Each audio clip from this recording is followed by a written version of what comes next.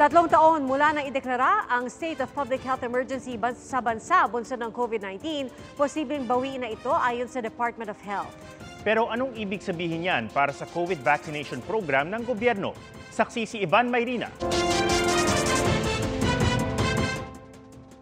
Isang formal na kautusan na lang ang hinihintay para mabawing umiiral na State of Public Health Emergency sa bansa bunsod ng COVID-19 na idineklara ni Noy Pangulong Rodrigo Duterte noong March 2020.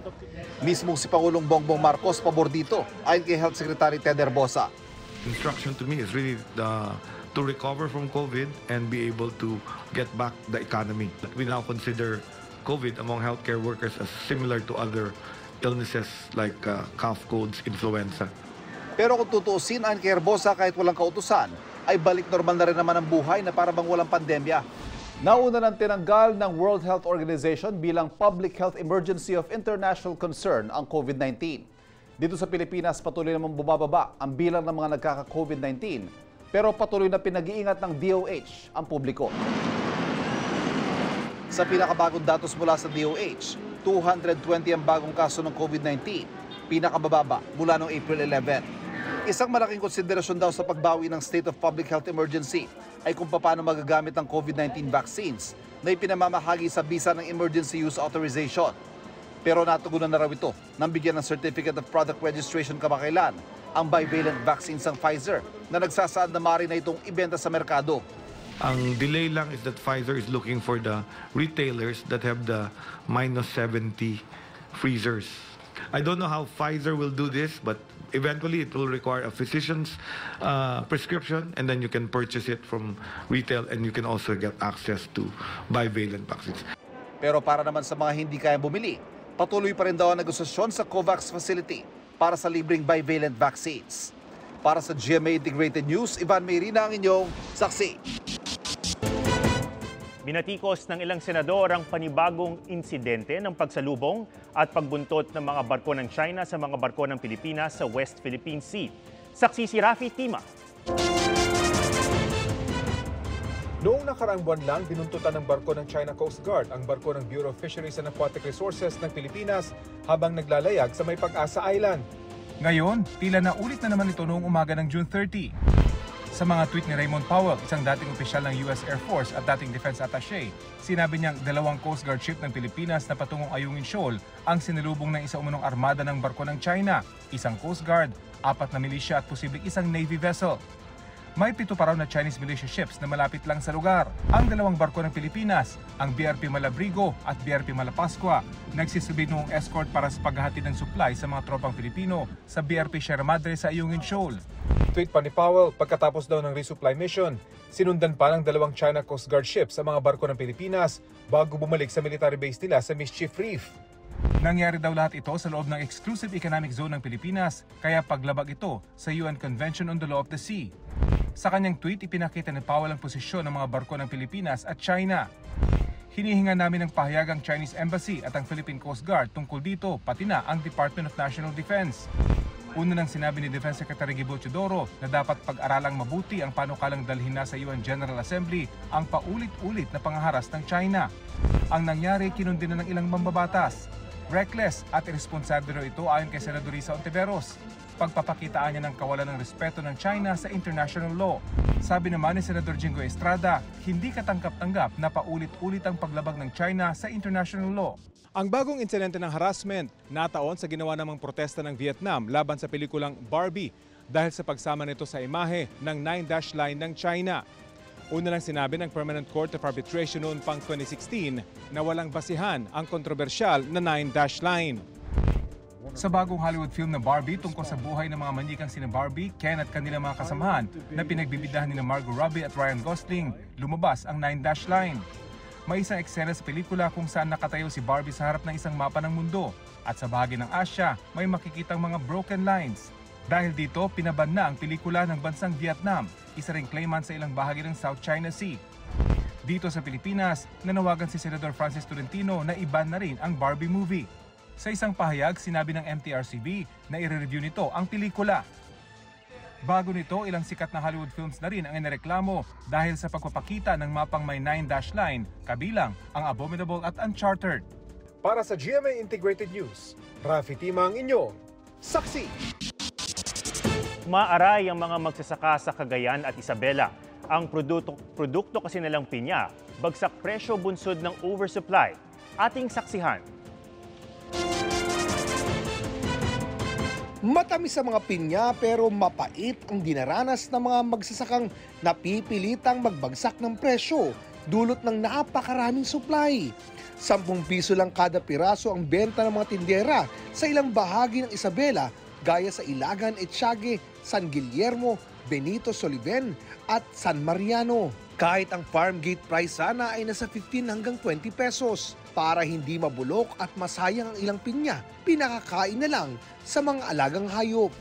Actually sir, mas marami po nung nakaraang taon pero po kasi ngayon napasabay po sa ani po ng mga taga Laguna at taga Cavite. Ang problema po, ang mga buyer na sana'y aakyat po sa amin dito sa Forest Region ay hindi na po umakyat kasi po mas malapit po ang Laguna at Cavite. Meron na pong tig 20, 40, tsaka yung pinaka-big is 60 po. Humingi na ng tulong sa pamahalaan ang mga magsasaka. Na kami may bibigay na cash. Pero kino-connect ng aming opisina sa mga processor na kagaya sa Maynila kung saan yung processing.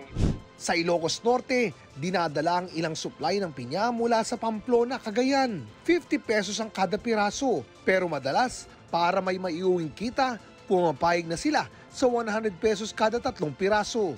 Ano sa mimutlat tati uray no sa gabasit nga makita. Tanya nga road ke kastimutlat tati ri adda nga rigat ti pinaglako. Bumibili ako ng pinya palagi kasi yung health benefits niya. Marami siyang health benefits. Okay naman po kasi mura naman. I-compare mi ti pineapple, ije Hawaii ka sa Bali na samit deto eh. Hanggang siguro po katapusan po ng July, baka po meron pa kaming pinya. Para sa GMA Integrated News, Oscar Oida ang inyong saksi. Inaasahang unti-unti nang mararamdaman sa bansa ang epekto ng El Niño phenomenon ayon sa Pag-asa. At dahil dyan, pinangangambahan ng tagtuyot o dry spell sa ilang lugar, maging ang mahabang oras ng water service interruptions. Saksi, si Dano Tingkungko. Unti-unti nang mararamdaman ang epekto sa Pilipinas ng El Niño phenomenon ngayong may presensya na ito sa Tropical Pacific Bay sa abiso ngayon ng Pag-asa. Base sa El Niño Advisory, asahan na ang mas mababa sa normal na pag-ulan na pwede maging sanhi ng tagtuyot sa ilang lugar. Nitong Hunyo pa lang ay may dry spell na sa Apayao, Kalinga at Cagayan habang dry condition naman ang naranasan sa Isabela at Tarlac. Kalaunan, posibleng makaranas ng drought o tagtuyot sa Camarines Norte at Southern Leyte. At sa katapusan ng 2023, 36 na probinsya ang posibleng makaranas ng dry spell habang 28 ang probinsyang makakaranas ng dry condition. Pag meron tayong El Niño doon sa Central Equatorial Pacific, ang epekto sa Pilipinas ay kabawasan ng ulan. So, ibig sabihin si Aling Mariana ko sa darating na towards the last quarter, baka magkaroon ng mas kukonting supply ng tubig ang, say for example, MWSS. Babala ng MWSS, posibleng hanggang 10 oras na water service interruption ang maranasan kung konti pa rin ang pag-ulan sa Angat watershed. Nakafocus po kapag gabi, around 10 or madaling araw, kung saan po is yung demand ng water from our customers ay mababa. So sa ngayon sir, yung nakikita po natin, ito yung worst case scenario po natin, nasa around 632,000 na customers po ng Maynilad. Kasi po sa Manila Water, sa pagbaba ng alokasyon ng 50 CMS ay wala naman po tayo nakikita ang interruption dito sa Manila Water area. Ngayon pa lang bumaba pa sa 181.57 meters ang tubig sa dam, higit 1 metro mula sa minimum operating level na 180 meters. Pati mga magsasaka nag-a-adjust muna gaya sa Dilasag Aurora kung saan gulay o mais muna ay tinatanim ng ilan imbis na palay. Kulang kasi sila sa patubig. Pero sa kanlurang bahagi ng bansa, posible ang above average na pag-ulan dala ng hatak ng habagat. July, nakita natin kanina na mas marami pang ulan tayong ine-expect tuwing El Niño year. Ito yung pinakamaraming bagyo na-observe tayo for the past El Nino years. Mas konti ang inaasahang bagyong papasok sa bansa pero posibleng mas malakas ito. Kapag pagdating naman po ng October, November, December, kasagsagan po ng mga landfalling, crossing tropical cyclone, and at the same time, humihina yung ating habagat. So kung magko-cross naman po yung ating mga bagyo, it's either siya ay makapaminsala in terms na malakas ang hangin or posible pong maraming ulan. Ayon sa PAGASA, 3 weather systems ang nagdudulot ng pag-ulan. Ang Intertropical Convergence Zone na nakakaapekto sa Southern Mindanao at ang easterlies at localized thunderstorms na maaaring magdala ng pag-ulan sa Metro Manila at iba pang bahagi ng bansa. Sa rainfall forecast naman ng Metro Weather, may mga pag-ulan sa Mindanao bukas lalo sa hapon. Kabilang sa uulanin ang ilang bahagi ng Zamboanga Peninsula, Northern Mindanao, Caraga, Davao Region at Soxargen. Posible ang heavy to intense rain sa Cotabato. Sa Visayas, may mahina hanggang katamtamang ulan sa ilang bahagi ng Eastern Samar at Southern Leyte. Sa hapon, may ulan na rin sa Panay Island at Negros provinces, pati sa iba pang bahagi ng Samar Province. Mababa naman ang tsansa ng ulan sa Luzon sa umaga. At pagsapit ng hapon, maaaring may ilang lugar lang na makakaranas ng mahihinang ulan sa Northern at Central Luzon, gayon din sa Mindoro. Sa Metro Manila, mababa pa naman ang tsansa ng ulan sa ngayon. Para sa GMA Integrated News, Dano Tingkuong ko ang inyong saksi. Pilipinas, kabilang sa mga bansang lower middle income ayon sa World Bank. Ibig sabihin, halos walang extra income ang mga Pinoy labas sa pambayad ng kuryente, pagkain, tubig o tuition. Batay sa World Bank, lumalabas na mahigit 18,000 piso ang average na kita ng isang Pilipino kada buwan. Kasama ng Pilipinas sa mga bansang Vietnam, Laos, Cambodia at Myanmar sa parehong kategorya. Pero ayon sa World Bank, posible pang maabot ng bansa ang upper middle income level dahil yan sa pagbilis na paglaki ng ekonomiya. Bagong Medical Specialty Center sisimula ng itayo sa Clark Freeport Zone. Ayon kay Health Secretary Ted Herbosa, sa July 17 ang groundbreaking para sa Clark Multi-Specialty Hospital na itatayo sa bisa ng Executive Order No. 19. Inaasahan ni Herbosa na makatutulong ito sa mga pasyente sa Central at Northern Luzon upang hindi na sila bumiyahe pa sa Maynila. Popondohan ang pagpapatayo ng ospital mula sa mga donasyon at sa pondo ng gobyerno. Para sa GMA Integrated News, Bernadette Reyes, ang inyong saksi. Nag-aalok ng appointment sa gobyerno at nagkukunwaring kamag-anak ng mataas na opisyal. Yan ang modus ng isang lalaki para makakuha ng pera. Saksi si John Consulta. Pagkakuha ng senyas. Mabilis na pumasok sa restaurant na ito sa QC ang mga tauhan ng NBI-NCR para arestuin ang suspect na si John Lawrence Rin. Yes, sir. Na-arresto ka namin nakalisapa. Na-recover sa lamesa ang 500,000 pesos na tinanggap umano ng suspect sa kanyang transaksyon sa isang complainant. At baril na walang rehistro at mga bala. Sumbong sa NBI, nagpapanggap daw na kamag-anak ni Executive Secretary Lucas Bersamin ang suspect at nag-aalok ng appointment sa gobyerno kapalit ng pera. Kabilang daw riyan ang pwestong Deputy Director for Special Projects sa PMS o Presidential Management Staff, Assistant Director ng NFA at USEC sa DTI. Sabi niya, dahil bata yung anak ko, hindi pwede sa DTI, inano niya sa NFA. So ginawa niya 600,000. In-entice muna kami dahil kasi the reason na pwede siyang mag-appoint ng ganun because siya ay nagpakilalang paboritong pamangkin nitong Executive Secretary. Yung number na yun, nag-appear sa akin yung picture ni Executive Secretary. Kinukongratulate yung anak ko para sa posisyon na yun. Then later on, tumatawag na lagi sa akin. Then June 10, something like that. Yun nga, biglang pati ako i-appoint na nila. Nabisto lang daw ang suspect sa kanyang modus nang magkamaling tumawag sa kanyang binibiktima gamit ang numero ng nagpapakilalang si Bersamin.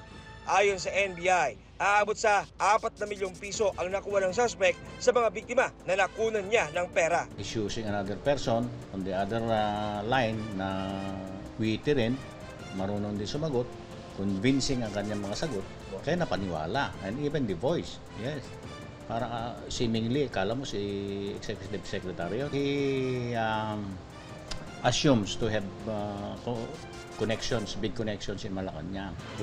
He offers that if you want a directorial position or undersecretary position, kaya daw na ilakad. Ayon kay Executive Secretary Bersamin, hindi katanggap-tanggap ang mga ganitong klaseng gawain. Nagbabala siya sa publiko na mag-ingat sa mga nagtatangkang magbenta ng mga posisyon sa gobyerno. No comment ako, sir. Sinikap namin kunin ang panig ng suspect pero tumanggi siya. Pumunta kayo dito sa amin para makapag-file din kayo ng kaso at establish natin na ito ay fraud. Para sa GMA Integrated News, John Consulta ang inyong saksi. Inanunsyo ng GMA Network ang appointment ni Nessa Valdelion bilang Senior Vice President for GMA Pictures simula July 1, 2023. Si Valdelion ang Head of Production ng mga aabangan ninyong pelikula mula sa Kapuso Network ngayong 2023, kabilang na ang first on-screen tambalan ni na Julian San Jose at Raver Cruz na The Cheating Game. Gayon din ang upcoming fantasy drama na Firefly at ang horror movie na Penthouse 77. Nagsisilbi rin si Valdelion bilang First Vice President ng GMA Public Affairs. Sa kabila ng makapal na usok, nasagip ng pulis na isang babae na natrap sa nasusunog na sasakyan sa Georgia sa Amerika. Buong tapang na lumapit ang officer sa sasakyan at binasag ang bitana para ma-rescue ang babae. At sa ulat ng local media, may medical emergency noon ng driver nang mangyari ang sunog. Pero hindi malinaw ang sanhi ng apoy.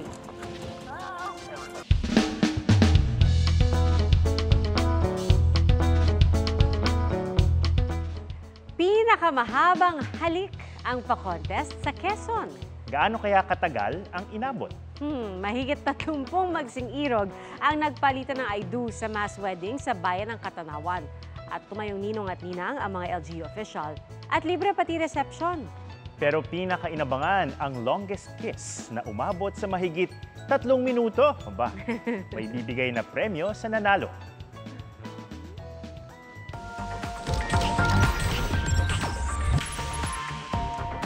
Aminado may pressure para kay It's Showtime host Vice Ganda ang pagiging LGBTQIA+ icon. Inamin niya ni Vice sa podcast na Updated with Nelson Canlas. May pressure din kasi syempre may kasama siyang social responsibility pag kinonsider ka nilang icon. Syempre. Dagdag niya, hindi madali ang maging kinatuwa ng isang grupo. Pressure din kasi siya maging better version ng kanyang sarili. Pero paglilinaw ni Vice, masaya siya na makonsidera bilang isa sa icons ng grupo.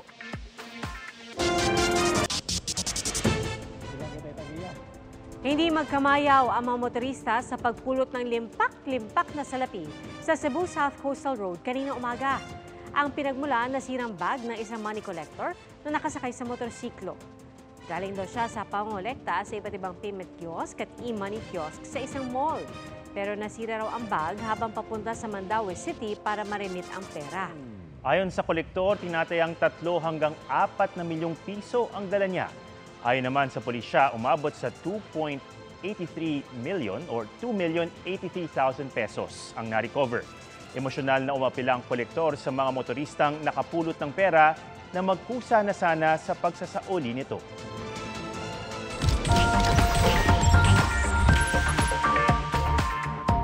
Another achievement para sa K-pop girl group na Blackpink.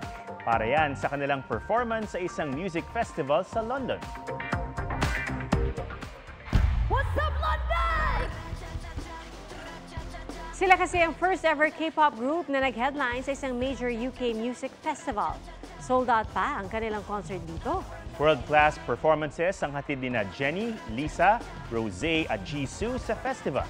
Kabilang ang Pink Venom at How You Like That sa kinanta ng grupo. At yan po ang mga balitang ating sinaksihan. Ako po si PR Kanghel. Ito ang inyong Liga ng Katotohanan. Sa ngalan ni Igan Arnold Clavio, ako si Ato Maraulio. Hanggang bukas, para sa Pilipino. Sama-sama tayong magiging saksi! Mga kapuso, saksihan ang unang pasok ng mga balita. Maaaring mapanood ang Saksi at ang iba pang GMA Newscast sa youtube.com/GMA News. I-click lang ang subscribe button. At sa mga kapuso abroad, maaari po kaming masubaybayan sa GMA Pinoy TV at www.gmanews.tv.